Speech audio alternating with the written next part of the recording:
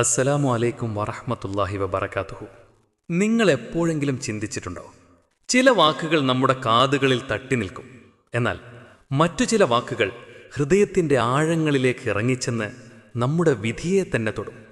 ഇന്ന് ഞാൻ നിങ്ങളോട് സംസാരിക്കാൻ പോകുന്നത് വെറുമൊരു ദിക്റിനെ കുറിച്ചല്ല, അല്ലെങ്കിൽ നമ്മൾ പതിവായി ചെയ്യുന്ന ഒരു ദുആയെക്കുറിച്ചുമല്ല.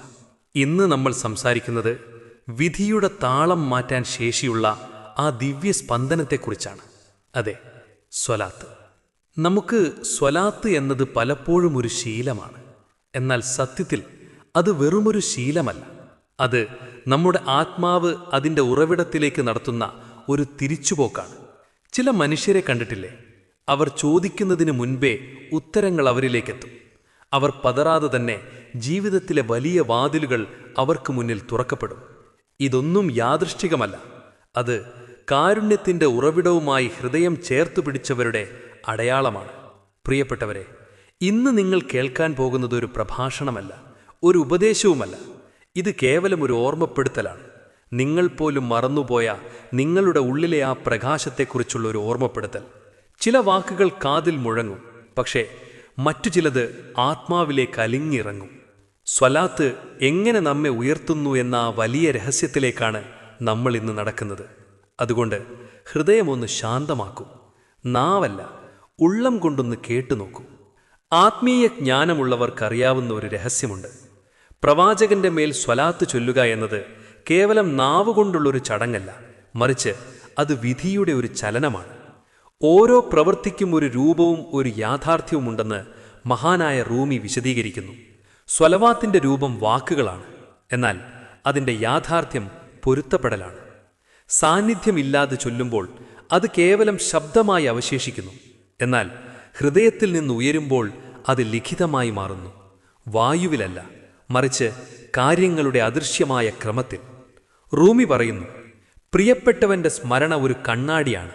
അതിലൂടെ ആത്മാവ് അതിൻ്റെ യഥാർത്ഥ ഉറവിടത്തെ തിരിച്ചറിയുന്നു. ഒരാൾ പ്രവാചകന്റെ മേൽ സ്വലാത്തും സലാമും ചൊല്ലുമ്പോൾ അയാൾ കേവലം വാക്കുകൾ ഉച്ചരിക്കുകയല്ല ചെയ്യുന്നത്, മറിച്ച് തൻ്റെ ഹൃദയത്തെ അള്ളാഹുവിൻ്റെ കാരുണ്യത്തിൻ്റെ താളലയങ്ങളുമായി കോർത്തിണക്കുകയാണ്. ഓരോ സ്വലാത്തിനും അദൃശ്യമായൊരു ഊർജമുണ്ട്. അത് ദാരിദ്ര്യത്തിൻ്റെ ചങ്ങലകളെ തകർക്കുന്നു, കഠിന ഹൃദയങ്ങളെ മൃദുവാക്കുന്നു, ദുർവിധിയുടെ ആവരണങ്ങളെ നീക്കം ചെയ്യുന്നു. റൂമിയുടെ ഭാഷയിൽ സ്തുതിഗീതങ്ങൾ കേവലം ശബ്ദങ്ങളല്ല, അവ അസ്തിത്വത്തിൻ്റെ സ്പന്ദനങ്ങളാണ്. നിങ്ങൾ സ്നേഹത്തോടെ സ്വലാത്ത് ചൊല്ലുമ്പോൾ നിങ്ങളുടെ ആത്മാവിനുള്ളിലെ നൂറെ മുഹമ്മദി ഉണരുന്നു. പ്രപഞ്ചം മുഴുവൻ സൃഷ്ടിക്കപ്പെട്ടത് ആ പ്രകാശത്തിൽ നിന്നാണ്.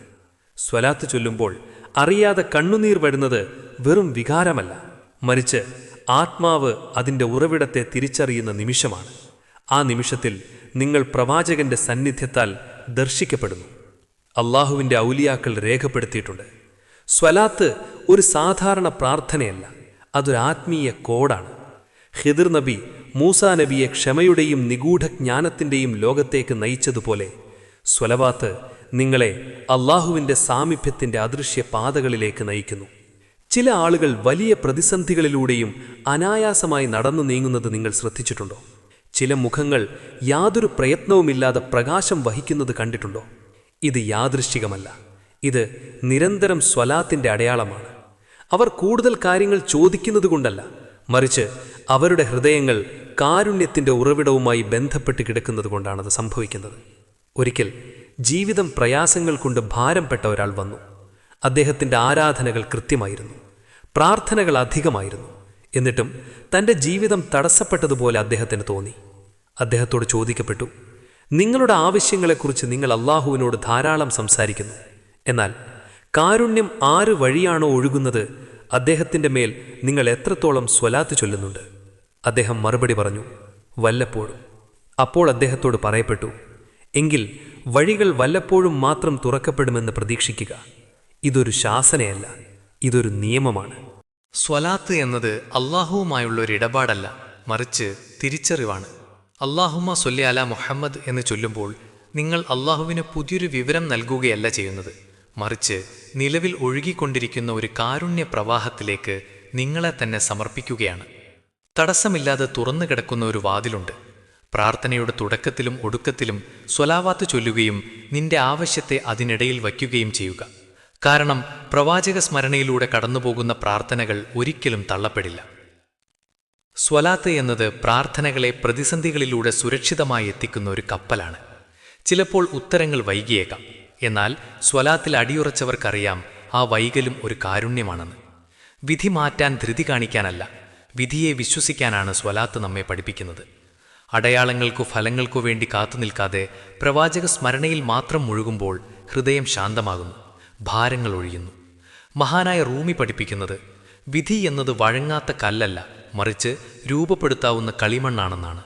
സ്വലാത്ത് ആ കളിമണ്ണിനെ സ്പർശിക്കുന്ന പ്രകാശമാണ്. നിങ്ങളുടെ പുറംലോകത്തെ മാറ്റുന്നതിനു മുൻപ് അത് നിങ്ങളുടെ അകത്തെ മാറ്റിമറിക്കുന്നു. സ്വലാത്ത് ചൊല്ലുമ്പോൾ ഹൃദയം നിറഞ്ഞ് കണ്ണുനീർ വരുന്നുണ്ടെങ്കിൽ അത് ദുർബലതയല്ല, മറിച്ച് ആത്മാവിൻ്റെ ഉണർവാണ്. അത് നിങ്ങളുടെ സാന്നിധ്യത്തിൻ്റെ അടയാളമാണ്. സാന്നിധ്യമുള്ള ഒന്നിനെയും അല്ലാഹു അവഗണിക്കാറില്ല. സമാധാനമുള്ളപ്പോഴും ക്ഷീണിച്ചിരിക്കുമ്പോഴും ഒന്നും മനസ്സിലാകാത്ത അവസ്ഥയിലും സ്വലാത്ത് ചൊല്ലുക. കാരണം അതൊരു അപേക്ഷയല്ല, അതൊരു ചേർത്തുവയ്ക്കലാണ്. ആ ചേർത്തുവയ്ക്കൽ എല്ലാത്തിനെയും മാറ്റിമറിക്കും.